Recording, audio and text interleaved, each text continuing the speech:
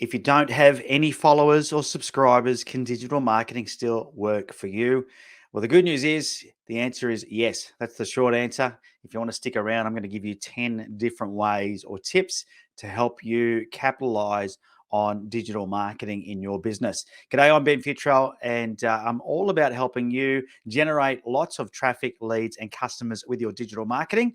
And today we're going to talk just about that because I think so many people are sort of confused. They see these big accounts with lots of followers and they think that that's the key to being successful. Yet those particular people probably didn't start with a lot of followers. Nobody does. We all start from the same starting block. And we need to think about ways that we can utilize social media or digital marketing in our businesses because it's not going to go away. And so it's one thing you could put your head in the sand and go, I'm just not going to bother. Or you can consistently work on trying to grow your audience and slowly chip away at it, and you will see results. The other thing to remember is you don't need a million people to be successful following you. You just need a good core audience of people that like what you do, like what you have to say, and find value in the content that you provide. It's a real myth that you need a huge following to be super successful online. Think about how many customers you could handle per week. And, if you could handle 2 new customers or 10 new customers, then the reality is you don't need to have 100,000 followers every week to do that. You just need a good core group of people that really value what you have to say.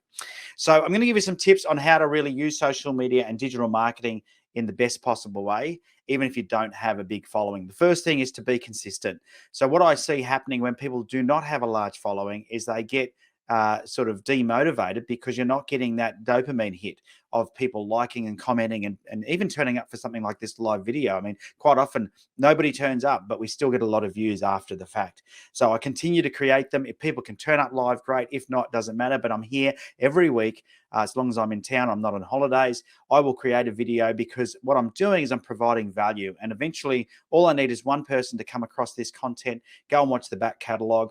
They'll build a bit of trust. And they'll see us as maybe a bit of an authority in the industry, and then they'll reach out. And it happens quite regularly where people will reach out and say, I want to talk to you about my digital marketing. And I'll ask, how did you find out about us? And they'll say, I watched a stack of your videos on YouTube or on Facebook or whatever it might be. So by being consistent, it means that we're there all the time and there's no gaps in our content creation. And that's probably my biggest tip, is to make sure that you can consistently do it, because you will get demotivated at the fact that when you've got a very small or no following, that it feels like you're putting a lot of effort in for nothing. At some point though, you'll get critical mass and you'll start to build up a bit of a following. The second tip that I've got for you, if you don't have any subscribers and you don't have any following, you need to have a way to take the traffic and turn it into a lead. Okay, and this is the whole TLC method, is traffic leads customers. Once the traffic discovers you, the only way you're going to get a return on investment is for them to give you their details. So my second tip is to create a lead magnet. Now, a lead magnet, I've done videos about lead magnets before. Essentially, it's just something of great value that somebody will download from a website. So you'll provide a link or something like that. They'll download from a website, or they'll opt in for a webinar or whatever it might be, and you'll get their details. Now, this allows you then to continue to communicate with them, whether it's via email, text message, or a phone call. I always like to ask for people's phone number when we have lead magnets, because I find the most effective way to get business out of my lead magnets and turn them into customers is to have a conversation. And I think that's the other myth that we should smash when it comes to digital marketing, is digital marketing does not remove the need for you to actually have that human to human element in your marketing. You still need to get on the phone. You still need to communicate and talk with people. And that leads me to my third tip. If you don't have a huge following on social media or online, you don't have a huge subscriber base, then it's a good idea for you to go and join into other people's subscriber bases. And that's by joining groups. There's so many groups now, and a lot of these groups have hundreds, if not thousands, of members, and they can be within your target market. Of course, you don't want to join a group that is, started by a company that is one of your competitors, but there's plenty of groups out there that have your target market in them, and the group is not started by a competitor, so it's going to be easy for you to join and then to start communicating and getting involved with the conversation. So not only do you want to join the group to see what's going on, but my fourth tip is then to join the conversation. Get into these groups and start having conversations with people. They might ask a question on how to do something. They might have a problem, and it could be totally unrelated to what you do, but you can still be helpful if it's a problem you've had in the past that you can solve. So somebody might say, I've got a challenge. Let's say you're a photographer and you join a group in a business group, maybe you're a commercial photographer, you join a business group and somebody in there is asking about accounting, and maybe you've got a good experience with an accountant you've known, or maybe you've fixed the problem before, you can jump in and say, here's what I did. And if your name or your profile at least has what it is you do in it, there's a good chance that they're going to see that. But if you keep popping up, keep being super helpful, people are going to start to get to know you, you're going to build a relationship. So join the groups, join the conversation, and start to build up your following that way. People will start to like your page, follow you on your social media because they're getting to know you. They might send you a LinkedIn request, but they'll start to follow you. And possibly you could also make sure in your bios on all your social media you have your lead magnet, a link to that, and that way they'll start to join your database.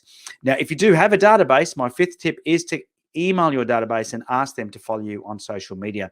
It's a great way to stay connected with the people that have possibly interacted with you in the past, whether they've got a quote, maybe they've downloaded a lead magnet, maybe they've been a past customer, but they're not going to know that you exist or that you're up to something unless you have them following you. So it's a good idea that if you do have a database, to just email them. And don't confuse them with too many different social media platforms. Just do one to each platform every now and then. So you might send an email out and say, hey, by the way, I'm on Instagram. Here's my Instagram. I'd love it if you connect with me there. If they're on, then a few weeks later, you might say, look, I'm on LinkedIn, but also you can have them in the bottom of your email signature as well. So people can connect with you that way and you'll slowly build your follow up. And these are people that are already in your database. So they already know who you are. You've already got a relationship and they've probably got a higher intent to purchase something from you. So make sure you're doing that. My sixth tip, this is a bit of an unknown secret, not many people know you can do, is that when you do have a social media post and people comment or like on it, you can actually click on the, where you see particular something like Facebook is a good one. On Facebook, you can actually click on the post where the people have liked it or loved it. And you can actually go through and invite those people to like your page. So on Facebook, you can do that. On other platforms, you might have to do it more manually. If somebody has liked your post, you might have to, follow them or connect with them or even shoot them a message and say, hey, if you like my stuff, maybe you should follow me, connect with me here. And that way you can invite people to get more involved and like your page or even opt in for your lead magnet. So, don't be afraid to reach out to people if they've liked your content and encourage them to become a subscriber if they're not already. The seventh tip I've got for you is just to pay to play. You've probably heard this term before. When it comes to online marketing, the most powerful way to get sales is to actually put some money into the beast. And it's something that not a lot of people are confident with, which is obviously why I have a business, because that's exactly what we do is we help people manage their advertising spend and make sure that they're getting a return on investment. The reality is it is difficult. Even with all the experience that we have, it can take some time to get a campaign really humming along. So you do need to be cautious. But having said that, depending on your business model, there could be a huge amount of high intent search traffic using Google, for example. And if you're not running Google AdWords, then you're probably missing out on some really good quality leads. So your digital marketing doesn't have to be about social media. It can be getting those people that are just looking for a solution. You can run ads there. You can run ads on YouTube videos. You can run ads on Instagram, on LinkedIn, on Facebook. There's just so many places you can be paying to put your advertisement. And if you've got a really good, powerful message or a fantastic lead magnet, it can put a lot of people into your database. And when you run ads, a lot of people will like your social media pages because they're now seeing you. If they don't know you exist, they can't follow you, right? So make sure you've got you're putting yourself out there. Dedicate at least, I don't know, $10 a day, at least, to some sort of social media marketing campaign that's a paid campaign. My preference is to say, can you allocate, say, $1,000 a month? If you can allocate $1,000 a month, then to ad spend, then you'll probably see a decent return, as long as you've got somebody helping you manage that as well. My eighth tip for you, if you don't have a lot of money, is to then use LinkedIn as an outreach tool. A lot of people think you can just post on social media and that's going to get you sales. The reality is that we still live in a world where everybody is busy. They're not going to be as proactive as you think they are when they see an exciting social media post. But if you actually, reach out to people, make contact and encourage them to, get a quote from you or to hear from you or have a meeting with you, then you're more likely to have that happen. Now with LinkedIn, even with LinkedIn, we know our inboxes are filling up with messages all the time. Mine does. It's really frustrating. So if you're going to do a LinkedIn outreach campaign, you need to do it strategically. And I would encourage you to, once again, to pick up the phone and call the people that you are wanting to deal with, because it's, that separates you from the other 400 messages per month that people get. If you ring up and say, look, I'm giving you a call because I saw your profile on LinkedIn and I was really interested in what it is you do. Have you got a minute for the phone, for a chat? they're going to say yes, because you've now got that commonality. And there's a good chance that if you've been strategically doing it, you've liked some of their posts, you've commented on some of their posts, you've shared some of their posts, so your name will be familiar. Okay, so LinkedIn, once again, good platform for to replace the old version of cold calling, and gives you the ability to really target people and know a bit about them before you ring them.